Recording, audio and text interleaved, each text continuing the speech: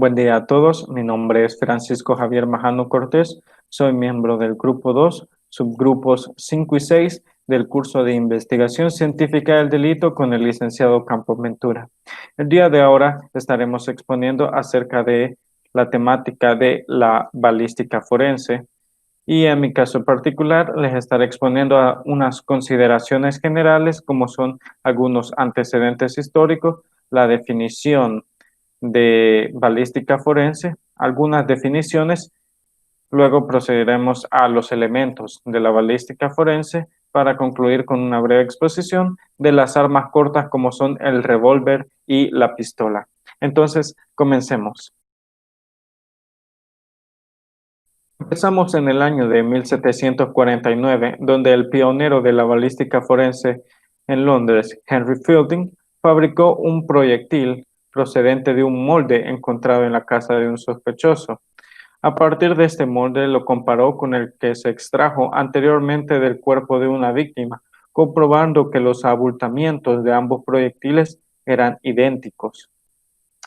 En 1898, el doctor Paul Hesserich tenía la teoría que un proyectil al recorrer el ánima del cañón, es decir, el interior del cañón de un arma de fuego, por el roce que éste tenía con las estrías del cañón con una gran presión, sufría una serie de lesiones las cuales serían idénticas en todos los proyectiles disparados con esta misma arma. Es decir, el doctor Paul Hesserich planteó la hipótesis de que un arma podía ser identificada a partir de las estrías que dejaba sobre los proyectiles que disparaba. Podríamos decir que identificó lo que vendríamos aquí a parar con la huella dactilar de una persona, es decir, este signo identificativo inconfundible que poseía un arma y que no tenía ninguna otra. Luego nos trasladamos al siglo XX, donde fueron apareciendo diferentes pioneros de la balística forense, investigadores que fueron creando nuevos métodos de investigación, como fue Richard Cockle, director del Instituto Forense de Leipzig, ejecutó pruebas para el desarrollo del cuerpo de un proyectil realizando negativos del mismo en láminas de cera y óxido de zinc. Luego tenemos al profesor Baltasar, descubrió que en el culote de la vaina, el culote también denominado como la base de lo que vendría a ser el casquillo de un proyectil, existían una serie de marcas y que éstas eran producidas al incidir sobre él la aguja percutora en el momento del disparo. Luego, George White fue uno de los más grandes pioneros de la balística forense, pues realizó un viaje extenso a lo largo de Estados Unidos y Europa, donde visitó fábricas de armas y desarrolló un catálogo extenso de todas las armas que fabricaban estas empresas, identificando que cada una de ellas poseía características particulares inconfundibles y que las diferenciaban de las demás armas de fuego, como eran el calibre, entre otras características. A esta investigación se unieron John H. Fisher y Philip O. Gravel, quienes, gracias a esto, en Nueva York crearon el primer instituto de balística forense del mundo, llamado Bureau of Forensic Ballistics. Las investigaciones con el tiempo han ido evolucionando.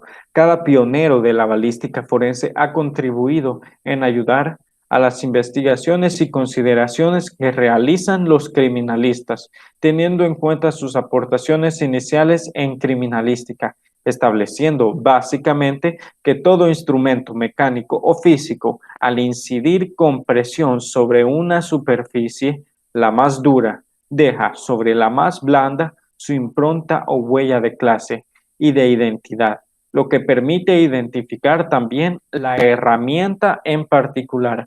Esto aplicado a una escena del crimen vendría a ser todas estas investigaciones, todos estos procesos que realiza la balística forense sobre las pruebas encontradas en la escena del crimen, particularmente sobre los casquillos y los proyectiles en la víctima, y a través de lo cual mediante las lesiones que sufre el casquillo y el proyectil, identifican lo que vendría a ser el arma homicida. Ahora, pasemos ahora un poco con lo que es la definición o definiciones de la balística forense, definida por el diccionario en la lengua española como ciencia que tiene por objeto el cálculo del alcance y dirección de proyectiles. Sin embargo, esta definición se queda un poco corta, por lo que es necesario retomar algunas otras definiciones de balística forense. Entre ellas encontramos ciencia dedicada al estudio de balas, cartuchos y armas en los casos de homicidio y lesiones personales. Así también encontramos ciencia que estudia los movimientos de los proyectiles dentro y fuera del arma, y ciencia y arte, que estudia íntegramente las armas de fuego, el alcance y dirección de los proyectiles que disparan y los efectos que producen. Entonces, la balística forense podemos decir que comprende el estudio tanto de las armas de fuego como de todos los demás elementos en él, que contribuyen a producir el disparo y también los efectos de este dentro del arma durante la trayectoria del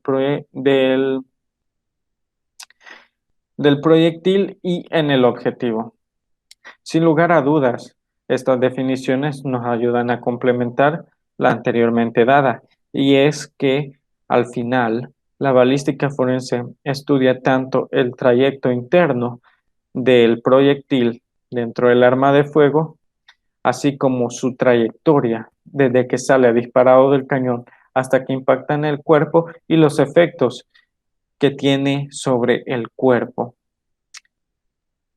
dando así una línea cronológica de todo el trayecto que recorre el proyectil hasta alcanzar la velocidad cero. Buenas noches, mi nombre es Silvia Acevedo y me corresponde hablar sobre las partes y la clasificación de la balística forense. Atendiendo a las partes de la balística forense, sabemos que son tres, que es la balística forense interior, exterior y de efecto. La balística interior tiene como objeto de estudio todos los fenómenos que ocurren en el arma a partir del momento en el que la aguja precursora golpea el fulminante del cartucho, hasta que el proyectil sale por la boca del fuego del cañón. También se ocupa de todo lo relativo a la estructura, mecanismo y funcionamiento del arma de fuego. No solamente ve detalles mecánicos dentro del arma de fuego, sino que también estudia fenómenos físicos y químicos que se producen dentro del arma de fuego. Como fenómeno de la balística interior es que al ser percutido, el fulminante del cartucho se carga, explota, incendiando de inmediato la carga propulsora, generalmente llamada pólvora. Ahora bien, en virtud de encontrarse comprimida, al quemar se produce una gran elevación de temperatura y una gran cantidad de gases. Un ejemplo de ello podría ser la ignición del fulminante, la deflagración de la pólvora y la producción de los gases, entre otros. Hablando de la balística exterior, conocemos como su objeto de estudio los fenómenos que ocurren en el proyectil desde el momento que sale del arma hasta que da en el blanco. Por consecuente, estudia la trayectoria real de los proyectiles después de que estos abandonan el cañón de las armas. La trayectoria dentro de la balística exterior se define como la línea que une las diferentes posiciones que va ocupando el proyectil en el espacio a medida va pasando el tiempo. También hay factores que influyen a la trayectoria de las balas dentro de la balística exterior, que puede ser la resistencia del aire, la fuerza de la gravedad de la Tierra, la influencia del viento, la rotación impartida por el rayo del cañón, el control que ejerce sobre el arma también. La finalidad de la balística exterior es que estudia cada uno de los elementos que hemos mencionado anteriormente, con el fin de determinar la trayectoria de este según las circunstancias o condiciones en las que han sido detonadas el arma del fuego. Hablando sobre la trayectoria del proyectil dentro de la balística exterior, tenemos la trayectoria de proyectil del arma de fuego, que básicamente es la línea entre la boca del cañón del arma y las posiciones de la bala en el espacio. Para la determinación de dicha trayectoria hay que tener en cuenta varios factores que pueden incidir en el recorrido del proyectil. Estos factores pueden ser viento, gravedad, resistencia del aire, control del arma y el ánima del arma, que es el espacio interior del tubo del arma. También puede existir un efecto parabólico, que es la trayectoria del proyectil. Si es disparada a larga distancia, podría poseer un efecto parabólico entre dos puntos, que es la boca del cañón y el blanco, generando un movimiento vertical y horizontal. Dicha parábola está sujeta a variaciones en atención a los factores que anteriormente hemos mencionado. También existen movimientos del proyectil en el espacio, que son influidos particularmente por el tipo y forma del ojiva que posee el mismo, la velocidad y el viento y la dirección de su respectivo eje, la masa del proyectil también, el paso de la estría que determinará la velocidad del movimiento rotacional del proyectil. También puede existir trayectorias de proyectil estilo rebote, que estos, al efectuarse estudios de trayectoria, se deben tener en cuenta que probablemente pueden existir estos fenómenos, ¿verdad? Estilo rebote en objetos estáticos, ya sea como paredes, columnas o techos, o también sobre objetos dinámicos como un vehículo en movimiento. También puede existir una determinación del tirador que implica establecer un punto de origen de la parábola, o bien si respetamos el criterio de que durante los primeros metros de su recorrido la trayectoria del proyectil se asemeja a una línea recta. Hablando ahora de la balística de efecto, tenemos o conocemos más bien como su objeto de estudio, que son todos los daños producidos por el proyectil sobre el objeto apuntado u otro que al azar determine. Sin embargo, durante el trayecto es posible que se produzcan efectos antes de llegar al objetivo deseado.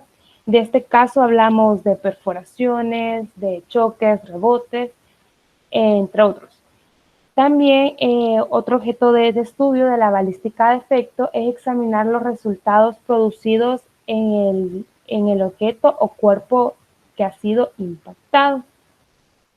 Dentro de los problemas que existen o atañen en la balística de efecto está la energía cinética de impacto, que puede existir una penetración o no, o perforación, la dispersión de los tiros en blanco, el alcance efectivos y alcances máximos del proyectil también, ángulos de impacto y rebote, las características del orificio de entrada y salida cuando lo hay, magnitud del daño causado por el impacto del proyectil. También dentro de la balística de efecto existe una relación con la medicina forense, ya que por lo que en daños, magnitud, vitalidad y consecuencias de las heridas producidas por el proyectil del arma, del arma de fuego, podrán ser compartidas con la información de ambas profesiones, siendo un médico forense el que verá con mayor análisis y profundidad. Y ahora bien, hablaremos sobre la trayectoria en la balística de efecto, que aquí se hablan de las distancias de disparo, que puede ser el disparo boca de jarro, el disparo quemarropa, el disparo a corta distancia, el disparo a larga distancia. Si hablamos del disparo boca de jarro, es aquel que se realiza o el que se conoce con la boca del arma que está en contacto con la piel. El disparo a quemarropa es el orificio de entrada de este tipo de disparos. Está rodeado por una cintilla de contusión y por un tatuaje denso y ennegrecido, comprobándose su superficie de efecto de la quemadura de la llama. También el disparo a corta distancia lo entenderemos como, como aquel el que se distingue por elementos integrantes al tatuaje, que puede ser ahumamiento y gránulo de pólvora alrededor del orificio de entrada. El disparo a larga distancia, en este tipo de disparos existe una ausencia de elementos constituyentes del tatuaje. La trayectoria del proyectil dentro de la balística de efecto, tenemos que tomar en cuenta que la dirección del disparo no siempre es representada por el orificio de entrada y el orificio de salida, ya que durante el trayecto del proyectil pueden presentar diferentes, o más bien las siguientes cuestiones, que puede ser las desviaciones y las migraciones. Las desviaciones son variaciones bruscas que sufre el proyectil al interior del cuerpo al chocar con estructuras compactas, por ejemplo, huesos, lo cual genera variaciones insospechosas de la dirección. Otra de ellas podría ser las migraciones, que se produce mediante el torrente sanguíneo al penetrar la cavidad cardíaca o en un grueso vaso sanguíneo, dejando al proyectil en un sitio bastante retirado del punto de penetración, que sería el orificio de entrada. Ahora vamos con los elementos de la balística forense. Dentro de los elementos de la balística forense encontramos lo que son los proyectiles y encontramos de qué están hechos los proyectiles. Bueno, los proyectiles pueden ser de un solo elemento fabricado de plomo o de bronce, cobre, también madera, o puede estar compuesto por dos elementos, el núcleo y el blindaje. El núcleo, que puede estar fabricado por plomo, acero o aluminio, y el blindaje, que puede estar fabricado por latón, cobre o cuproníquel. Luego tenemos lo que son los fragmentos, que es el proyectil. El proyectil puede desviar su trayectoria al atravesar o golpear estructuras de distinta densidad, lo que se puede traducir en una trayectoria distinta a la línea recta. Si bien es cierto que al impactar un hueso, tanto este como el proyectil pueden fragmentarse, la pérdida de energía cinética es tal que los fragmentos resultantes tienen escasa capacidad de dañar tejidos. Luego tenemos lo que son las vainillas. Una vaina, también denominada el latón, es la parte de un cartucho que contiene la carga de pólvora, el fulminato y la bala embutida a presión. Quiere decir que al accionarse el disparo, se quema la pólvora y todo esto provoca la explosión que arroja el proyectil a través del cañón de la bala, del cañón del arma, provocando así el disparo y dejando por ende la vaina inservible y quemada. Tenemos los perdigones, que son los proyectiles del cartucho de escopeta que consisten en pequeñas esferas de plomo u otro metal. Cuando se efectúa el disparo, estas salen del cañón dispersándose y permitiendo impactar más fácilmente al blanco a corta distancia. También tenemos lo que es la munición. Y es que la munición es un objeto sólido a manera de proyectil, el cual, acelerado rectilíneamente mediante la concentración de energía química, que al ser liberada impulsa mecánicamente dicho objeto, siendo rectificado a través de un tubo sólido con el fin de provocar una lesión o daño deliberado en él o los objetos que se encuentren en la trayectoria recta predispuesta, y las postas, que no son otras cosas que los perdigones, sin embargo, estas reciben el nombre de postas debido a que superan el diámetro de 6 milímetros. Por ende, son más grandes que los perdigones y por ende reciben este nombre de postas. Finalizaremos ahora con lo que son las armas cortas de la balística forense, entre ellas el revólver y la pistola. El revólver, un arma corta de una sola mano, de accionamiento manual. Igualmente tiene un tambor o también llamado cilindro por medio del cual se cargan los proyectiles y se disparan en un movimiento repetitivo hasta acabar la carga. La carga que puede ser de 2 a 10 proyectiles recargables de forma manual y cuyos casquillos deben ser descargados también de forma manual. Luego tenemos la pistola, la cual es cargada a través de un cartucho y que se acciona por medio del gatillo generando un movimiento de retroceso, el cual dispara tanto el proyectil y desecha automáticamente lo que es el casquillo o la vaina, que a diferencia del revólver, esto es realizado de forma manual. Y con esto concluiría mi exposición acerca de los antecedentes históricos, definición y elementos de la balística forense, por lo que doy la pauta a mi compañero para que desarrolle los demás tópicos de esta temática. Muchas gracias. La clasificación de la balística forense atiende a diferentes estudios y por lo tanto presenta una diversidad de clasificaciones, pero dentro de ellas se atenderán únicamente las más importantes o relevantes dentro del campo de la balística forense, las cuales son las siguientes.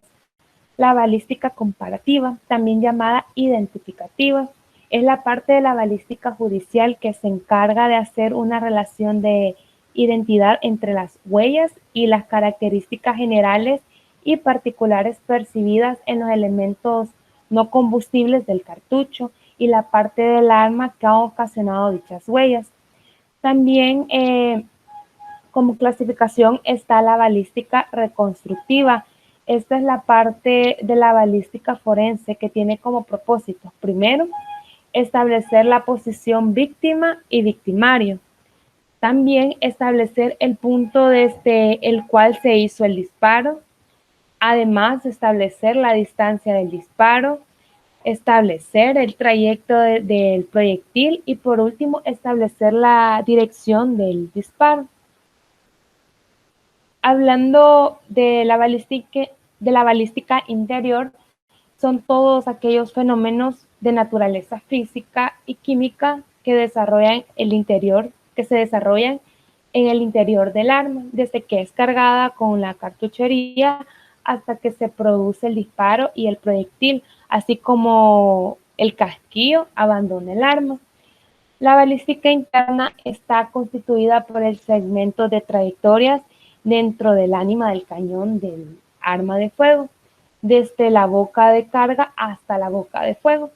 Estudia todos los fenómenos que ocurren en el interior del ánima de los cañones durante el disparo, el movimiento de los proyectiles en el arma, así como el carácter en los cambios de velocidad en estos, tanto en el interior del ánima como cuando cesa la acción de los gases de pólvora del arma. Además, hablando más detenidamente de la balística interna, se ocupa de la totalidad de los fenómenos que se producen dentro del arma, así como hemos mencionado anteriormente. A partir de este momento que el precursor golpea fulminantemente del cartucho y alcanza hasta el momento mismo, el proyectil abandona la boca de fuego del cañón. Esta parte de la balística se ocupa también de todo lo relativo a las armas de fuego, su estructura, mecanismos, funcionamientos, carga y disparos de esta, ¿verdad? Dentro de la balística interna se analizan sus dos principales elementos, que es el cartucho y el arma, en todas sus formas, definiciones, presentaciones y funcionamientos, para así conocer cómo se afecta un cartucho cuando se percute en un arma determinada. La balística exterior, también llamada de trayectoria, comprende desde la salida del proyectil hasta que impacta con el objetivo. Así como hemos mencionado anteriormente, tiene que ver con la velocidad inicial y la velocidad media, la energía residual, la atmósfera, gravedad, densidad del aire y fuerza de resistencia, poder de penetración, poder de parada, trayectoria y trayectoria tangenciales. Ahora bien, la balística de efecto se conceptúa fundamentalmente en la precisión, poder de penetración, poder de parada. Está referida dentro de la balística forense al estudio de los efectos que producen los proyectiles sobre diferentes barreras o blancos. Tengan muy buenas noches, mi nombre es Andrea Lisbeth Monge Hernández. Lo que corresponde hablar en este momento es el caso concreto sobre la balística forense, un caso que nosotros hemos formulado con el objeto de ejemplificar todo lo anteriormente expuesto por mis compañeros y llevarlo a un terreno práctico. El caso inicia de la siguiente manera. El pasado 30 de marzo de 2020, Ana María Martínez de Andrade junto a su esposo Antonio Eduardo Andrade Lemus se dirigían en su automóvil a un restaurante muy conocido como Pizza Fit en la ciudad de San Salvador, con el motivo de celebrar sus 3 años de matrimonio. Por la situación de peligrosidad en la que se encuentra la zona, ella llevaba consigo una pistola 9 milímetros marca Beretta Cowell 8000. Llegaron al lugar como a las 11 de la mañana, donde permanecieron 3 horas, retirándose del mismo a las 2 de la tarde. Al salir del lugar, ambos encontrándose en la entrada principal del restaurante, empezaron a discutir, pues Ana Martínez le reclamaba a su esposo por haber dividido el pago del consumo en el lugar, ya que según ella, él asumiría todo el gasto, a lo que Andrade, muy molesto y gritando, contestó que no podía pagar él solo todo, que no era solo su aniversario y que era aniversario de los dos. Ana Martínez, muy enojada y humillada, porque todos en el lugar los estaban viendo discutir, abrió la puerta del conductor del automóvil y se subió sin decir ni una sola palabra. Luego su esposo también se subió al auto en el asiento del copiloto. Pasaron 5 minutos donde ambos en el automóvil del estacionamiento en el parqueo del restaurante no mediaron ni una sola palabra. Por lo que su esposo le pidió disculpas, a lo que ella, aún molesta, contestó: si vuelve a pasar, te mato. Antonio comenzó a reírse y a burlarse por lo que había comentado su esposa. Ella tomó el arma apuntándole en la parte frontal de la cabeza de su esposo, quien en ese momento dejó de reírse por su comentario y enojado le gritó: dispara, no tiene valor de matarme. Sin pensarlo, ella disparó la pistola en la cabeza de su esposo, provocando un traumatismo craneal abierto, lo que produjo que inmediatamente el señor falleciera. Todos en el lugar escucharon el disparo y corrieron a la escena para ver lo ocurrido. Ante tal acontecimiento, Ana Martínez entró en shock y salió del auto gritando y llorando la muerte de su esposo.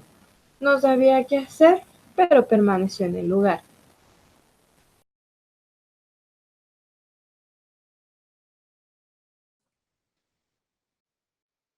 Muy buenas noches, licenciado y compañeros. Mi nombre es Jennifer Lisbeth Abrego Ábalos y ahora les explicaré el procedimiento investigativo criminalístico de homicidio por arma de fuego.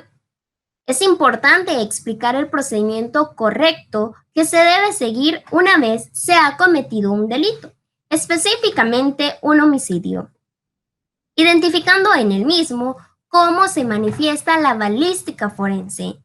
Siguiendo la línea del caso hipotético que hemos planteado, iniciemos con el procedimiento. En virtud de que la fuente primordial de la información del investigador es el escenario del crimen, es indispensable preservarlo y conservarlo a fin de poder reconstruir el hecho e identificar a su autor o sus autores. Al respecto es muy ilustrativa y determinante la frase de Israel Castellanos, que dice que hay que vedar el lugar de los hechos. También la frase de Constancio Bernaldo, quien dice que es importante hacer mención del no pasar, no tocar, pues esta es la primera consigna de no descomponer en lo más mínimo las cosas, no intercalar en la escena pasos, huellas, contactos ajenos, pero desgraciadamente estos preceptos casi nunca se cumplen, ocasionando así que muchos ilícitos penales queden impunes. Al proteger y conservar el lugar de los hechos, se persigue un fin inmediato y otro mediato. Iniciemos con el fin inmediato. Es aquel que consiste en tratar de que el escenario del delito permanezca tal cual lo dejó el infractor, a fin de que toda evidencia física conserve su situación, su posición y su estado original.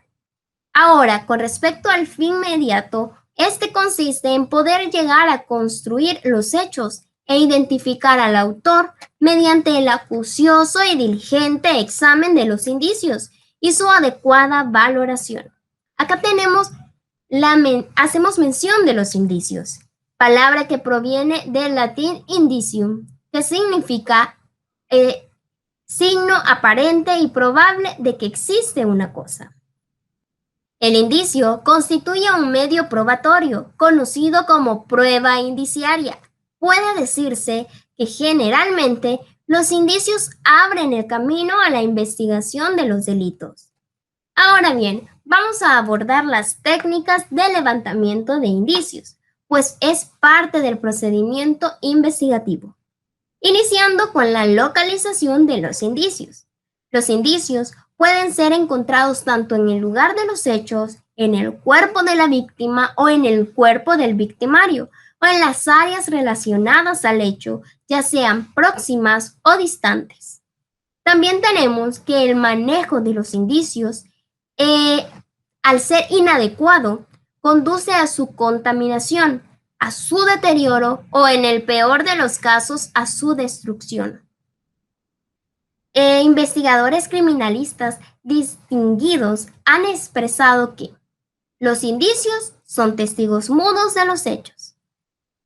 Y así que al estudiar algunos tratados de criminalística, apreciamos cómo mediante la aplicación de la ciencia logramos hacer hablar a estos testigos, a fin de resolver las siguientes importantísimas preguntas que ante todo hecho criminal el investigador debe formular. Y estas son: ¿qué? ¿Qué ha sucedido? ¿Homicidio? ¿Suicidio? ¿Accidente? U otra circunstancia. ¿Quién? ¿Quién es la víctima o víctimas? ¿Y quién es el victimario? En otras palabras, lo que se busca es establecer la identidad de ambos. ¿Cuándo? ¿En qué momento sucedieron los hechos? ¿Cómo? ¿De qué manera se produjo el hecho? Es decir, ¿en qué forma se cometió el delito? ¿Dónde? ¿En qué lugar se cometió el delito? ¿Con qué? ¿Qué instrumento o qué objeto se utilizó para cometer el ilícito? Porque acá buscamos las causas que indujeron al delito, es decir, el móvil del mismo, sean robos, celos o alguna otra circunstancia.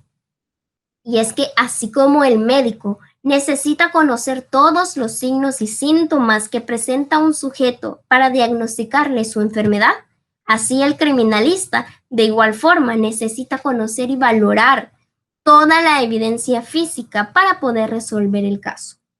Luego tenemos la metodización de la investigación criminalística. Y es importante en este punto que antes de ir al lugar de los hechos se debe anotar fecha, hora exacta en que se recibe el llamado, forma en que se recibe el llamado, nombre de la persona o autoridad que lo transmite o bien por medio de quién se recibe. Al llegar a la escena y antes de descender del vehículo, se debe apuntar hora exacta de arribo, domicilio exacto, descripción breve del estado del tiempo. Luego, al penetrar al lugar de los hechos, debe informarse si este fue debidamente protegido y conservado. En caso de que no sea así, se debe preguntar quién o qué personas violaron y qué movimientos o cambios hicieron en el propio lugar. Del sitio donde tuvieron lugar los disparos también se debe anotar. Antes de tocar o mover el cuerpo o cualquier objeto que integre el escenario del crimen, se procede a fotografiar la escena mediante tomas generales desde diferentes ángulos para tener una vista exacta y de conjunto de la misma. Se debe examinar y describir completamente el lugar, siguiendo este orden. Primero, una descripción completa del cuerpo, señalando su posición, su orientación, sexo, edad aproximada, constitución general, color de cabello, prestando atención especialmente a las manos, de las que mediante un estudio meticuloso se deberá señalar el contenido en ellas. Lesiones visibles, manchas, entre otras señales que en las mismas se puedan encontrar. Luego, se debe hacer una descripción completa de la ropa, indicando la situación y condición de las mismas. También una descripción detallada de todos los alrededores inmediatos, especificando el mobiliario, manchas, huellas, armas, proyectiles, impactos, entre otras. Se debe también hacer un croquis de la escena, comenzando por el cadáver, con relación a los objetos que le rodean y tomando medidas y distancia entre el cadáver y los objetos. Luego se continúa con los objetos e indicios, los indicios que se encuentren, porque todos son de interés. Se debe tomar desde todos los ángulos posibles, medianos y grandes, acercamientos fotográficos del cadáver y posteriormente de los indicios, ya sean estas manchas, proyectiles, huellas, impactos, cigarrillos, entre otras. Se debe practicar el levantamiento y embalaje de indicios, ya que cada tipo de indicio exige una técnica específica para su levantamiento, a fin de evitar su destrucción o su alteración. El embalaje deberá realizarse en forma adecuada, especificando en el paquete los datos completos y referencias concretas del caso, ya que si no, puede confundirse con otros. Con relación a las armas de fuego, es importante que sigamos al pie de la letra las indicaciones de Raymond Harris, que da al respecto, porque son importantes es importante porque estas indicaciones las ocupa la ciencia de la balística forense. 1. Considere toda arma como cargada. 2. Levante el arma tomándola con varios dedos por el costado del guardamonte. Como tercero, nunca se debe enviar un arma cargada al laboratorio, a no ser que se entregue personalmente. En este caso, debe descargarla y enviar los cargadores y los cartuchos por separado. 4. No se debe limpiar de ninguna manera el arma. 5. Se debe tener cuidado de no destruir ninguna impresión dactilar. 6. Anotar la marca, modelo y número de serie del arma. 7. Del arma también se deben anotar las siguientes indicaciones: su olor, humo, cartuchos disparados y no disparados, disparos fallidos, temperatura del cañón, posición del mecanismo de seguridad, posición del martillo o del mecanismo para martillar o cortar cartuchos, 8. Se debe identificar el arma por medio de una pequeña marca sobre el cañón. 9. Se debe colocar en un recipiente adecuado, envolviéndola en algodón o papel, luego empacándola rígidamente en una caja y asegurando bien la envoltura de la caja. 10. Para fines de comparación, se deben guardar como evidencia todos los cartuchos, casquillos o balas. 11. No marque los cartuchos, casquillos o cargadores. 12. No limpie ni frote antes de que sean empacados, ya que pueden contener sangre, cabellos o fibras. 13. Colocarlos en algodón o papel suave. Luego, 14. Colocarlos en una caja. Sellar la caja, el paso 15. Y el paso 16. Póngale iniciales a la caja. 17. Al levantar los proyectiles, cuide de no dañar la superficie. 18. Márquelos exclusivamente en su base. 19. No los limpie ni los frote antes de empacarlos, porque también acá pueden contener sangre, cabellos o fibras. 20. Colócalos en algodón o papel suave. Luego, 21. Colóquelos en una caja, para luego sellar la caja y ponerle las iniciales a la caja. Después de que se hace todo esto, se debe levantar y trasladar el cadáver a la delegación, teniendo el cuidado de proteger las manos, colocándolas de ser posible dentro de una bolsa de papel, que debe estar en perfecto estado de limpieza, cabe mencionar. Luego, al mover el cuerpo, el cadáver, observe el costado que anteriormente no hubiese sido examinado. Esto con el objeto de descubrir cualquier indicio que pudiera estar oculto entre el cadáver y las ropas o entre las ropas y el soporte. Se debe colocar sobre una manta de plástico a fin de que la evidencia suelta no se pierda. Luego, se debe realizar un trabajo en la delegación, ya que una vez retirados los proyectiles de las manos, debe examinarse estos meticulosamente, prestando atención especial a las maculaciones por tatuajes.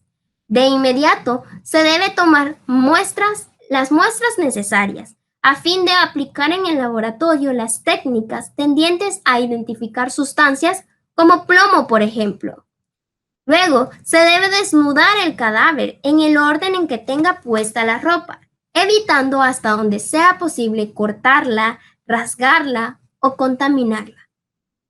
Al llevar a cabo este procedimiento, se debe prestar pero especial atención a las relaciones que pudieran existir entre los orificios de la ropa producidos por los proyectiles y las lesiones ocasionadas por estos en el cuerpo, haciendo las anotaciones correspondientes.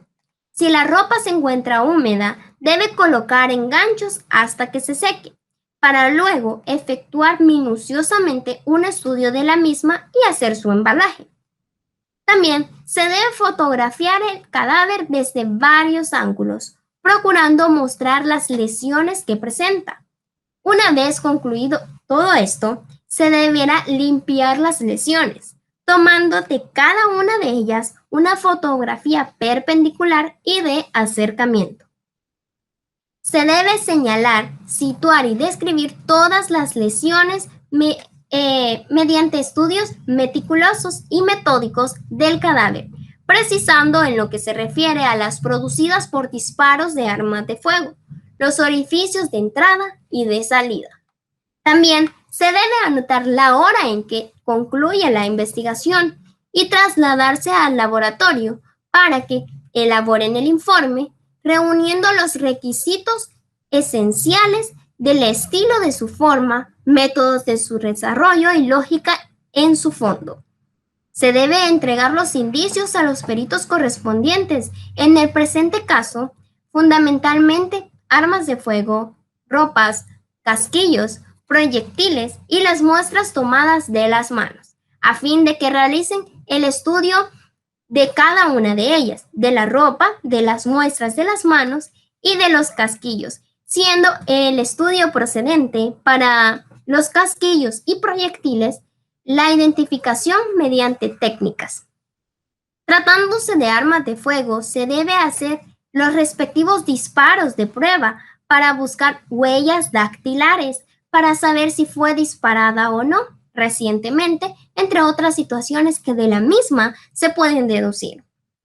Ahora, con respecto al caso que ya habíamos planteado anteriormente, es importante determinar de que ya hemos hablado del procedimiento de una forma exhaustiva, los pasos que se deben considerar para la realización de la investigación criminalística. Ahora, procedemos a concretizar todo esto al caso hipotético planteado. Previo a apersonarse al lugar de los hechos, es importante determinar cuál fue el medio y la manera de conocer sobre ello, anotando la hora y la fecha por medio de quien se comunicó los hechos, y siendo que la fecha fue 30 de marzo de 2020, alrededor de las 14 horas y minutos, que las personas correspondientes se presentan a la escena del delito. Verificar si se ha protegido el lugar de los hechos, siendo identificado como restaurante Pizza Fit. Se identifica a la autora, siendo en este caso la señora Ana María Martínez de Andrade, ya que ella no huyó del lugar. Luego se procede a fotografiar la escena, así como el cadáver, siendo encontrado al interior de un automóvil, identificándolo a la víctima como Antonio Eduardo Andrade Lemus, de sexo masculino, de aproximadamente 30 años de edad, y al finalizar dicha etapa, se pasa a practicar el levantamiento y embalaje de indicios, considerando que el medio por el cual se cometió el delito de homicidio por arma de fuego, se hacen las siguientes consideraciones. Se levanta el arma, tomándola con varios dedos por el costado del guardamonte. Se descarga el arma. Se envían los cargadores y los cartuchos por separado. No se limpia de ninguna manera el arma. Y se debe anotar marca, modelo y número de serie, siendo para este caso una pistola 9 milímetros marca Beretta Coward 8000. El arma obtenida se coloca en un recipiente de la siguiente manera. Se envuelve en algodón, papel o cualquier otra.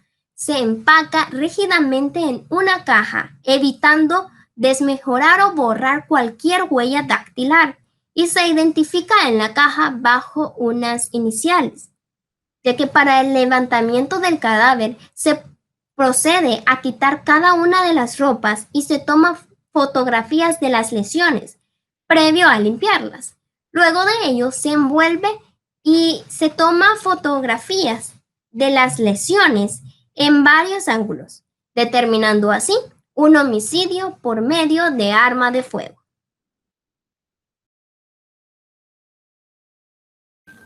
Siguiendo con la aplicación al caso en concreto, hoy veremos lo que pasó con la balística interna y la balística de trayectoria. Como ya se ha estudiado anteriormente, dentro de la balística interna comprenden todos los fenómenos de naturaleza física y química que se desarrollan dentro del interior del arma, es decir, lo que sucede dentro del arma antes de que salga el proyectil e impacte con algún cuerpo. El primer aspecto que es importante de mencionar, que es lo primero que sucede, es que la señora Ana Martínez de Andrade, antes de salir de su hogar, tuvo que haber cargado la cartuchera del arma de fuego que portaba para que al momento de realizar un disparo todo fuera con un buen funcionamiento. En la lámina se ven una serie de pasos. Se ven los pasos y se ve un arma. He tratado de indicar en cada una de las imágenes que se presentan en el arma cuáles son, identificando los pasos. El primer paso es la percusión, el segundo es el estallido, el tercero es la liberación, el cuarto es el vuelo libre y el último es la toma de estrías. Trataré de ir explicando qué fue lo que sucedió al momento que Ana María, al momento que disparó a su esposo, qué fue lo que sucedió dentro del arma. El primer paso es la percusión. Para esto es necesario que en la lámina se ubique en el arma de fuego que se encuentra. Ahí hay una flechita en la parte trasera del arma que dice aguja percutora. Sale señalada de donde se ve el estallido que se encuentra en rojo en la lámina. La percutora impacta el casquillo de la bala. Tras este proceso, este adquiere por moldeo la característica de aguja percutora. Esta marca es la que se conoce como fondo de percusión. Y esto da paso al siguiente, que es el estallido, que se forma tras el golpe de la aguja percutora, tras el golpe que ven ustedes ahí, que es lo que se ve en rojo, que es el estallido. Esto enciende una carga fulminante y los gases producidos son liberados en una 10 milésima de segundo. El casquillo adquiere por modelo de la característica irregulares de la recámara del arma, tales como rajaduras o dilataciones. Aquí es cuando el casquillo ya va entrando a la recámara, que se puede ver al momento que se hace la explosión ahí en la imagen. Y se produce, da paso a que se produzca la liberación, que es el número 3, como lo contemplamos ahí, que es cuando el volumen de los gases contenidos en el casquillo aumenta progresivamente de manera súbita, lo que provoca la salida del proyectil. En este momento se desprende el proyectil y pasa por la recámara y se produce lo que es el vuelo libre, que es el cuarto paso. Después del estallido, una pequeña cantidad de gases pasa delante del proyectil y le produce las marcas. Estas marcas son las tomas de estría.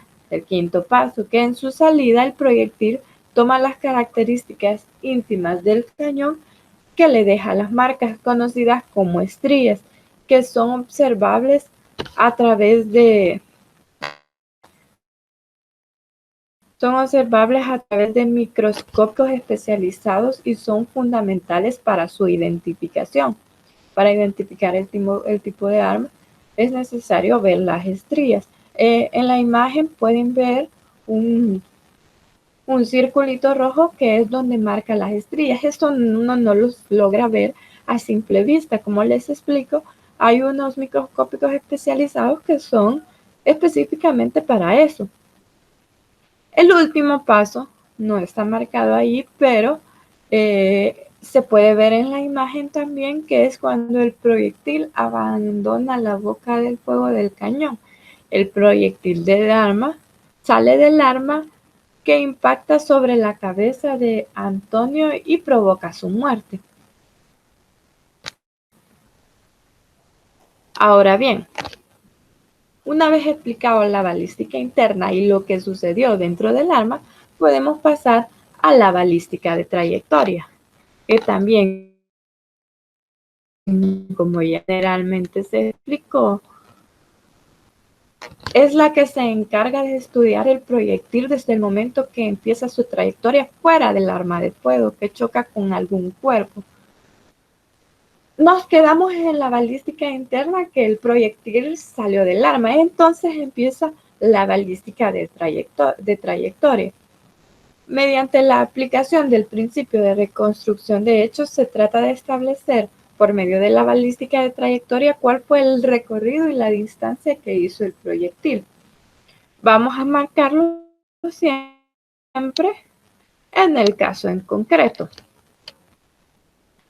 siempre haciendo una serie de pasos en los que se trata de resumir qué es lo que pasará y cómo se medirá la trayectoria que tuvo el casquillo que disparó el arma de Ana hasta que llegó Antonio. Primero, lo que se va a hacer es la observación general y la búsqueda de elementos de interés.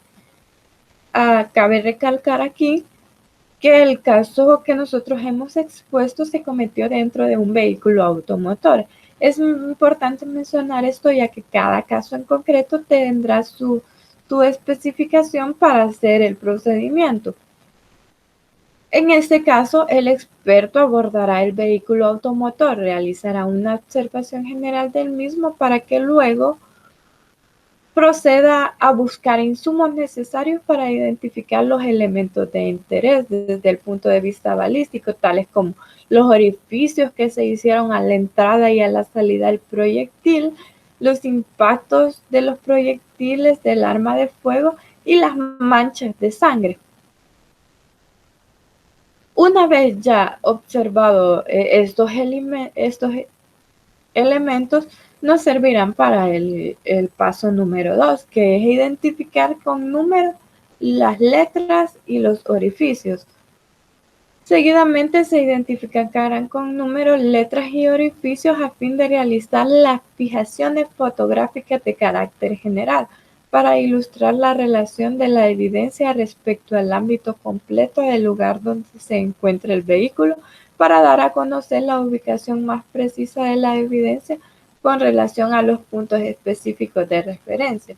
Una vez que ya tenemos un panorama general, podemos empezar a identificar las evidencias que se crean que pueden ayudar al esclarecimiento del momento en que se realizó el hecho.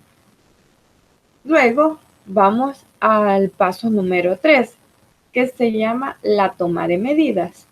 En este, luego con el empleo de una cinta métrica, realizará un mínimo de 2 medidas, una con respecto al nivel 0 del piso y la otra con extremo max próximo al orificio impactado, dado que el vehículo, cabe mencionar aquí que en el caso concreto, el vehículo estaba en el lugar. Ana no se movió del lugar de los hechos, se quedó ahí, como lo relatamos, se quedó en shock y se quedó ahí. Digo eso porque en caso de que Ana se hubiese movido del lugar, el procedimiento es diferente. Pero en este caso, lo que se tiene que hacer es realizar la medida del nivel 0 del piso con la otra del extremo del orificio, que ya se marcó con números, como se ve en la imagen del paso número 2, que se ve el experto poniendo los numeritos ya identificando cada uno de los indicios que ha observado.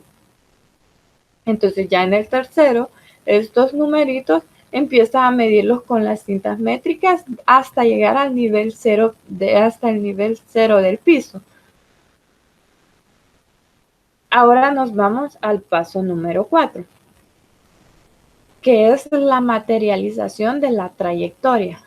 Una vez terminada la medición, se materializa la trayectoria balística con la utilización de varillas, realizando la respectiva fijación fotográfica en carácter general y particular a fin de ilustrar el trayecto seguido por el proyectil. En este caso, como se ve en la imagen que está en la lámina, se ve de que se ha puesto unas varillas desde, una vez identificado con números los orificios, entonces se empieza a poner unas varillas desde el piso hasta donde están los orificios para imaginarse la trayectoria que corrió el proyectil. Y por último, terminando este proceso, el experto realizará un informe pericial del recorrido que hizo el proyectil una vez que salió del arma de fuego. Es decir, una vez hecho todos los pasos que anteriormente se hicieron, el experto lo que va a identificar en su informe pericial fue el proyecto, desde que Ana disparó hasta que el proyectil golpeó la cabeza de Antonio. Y para concluir, El disparo fue efectuado a una distancia que incurriría contacto con la frente del actual occiso. Por lo tanto, se está en presencia de un disparo a boca de jarro, evidenciándose una herida cutánea desgarrada y alargada, con ahumamiento alrededor del orificio de entrada producido por la llama del cañón del arma en el plano del hueso.